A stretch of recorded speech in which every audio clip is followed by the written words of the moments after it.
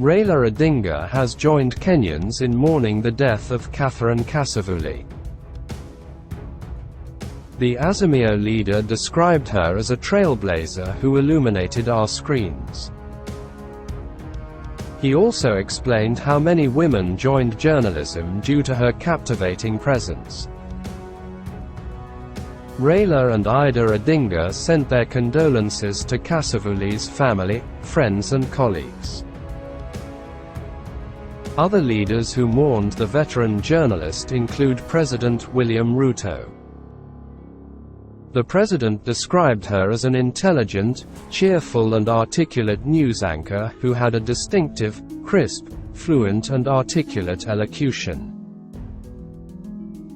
The 60-year-old news presenter died while undergoing treatment at Kenyatta National Hospital. She had been admitted since October after being diagnosed with cervical cancer.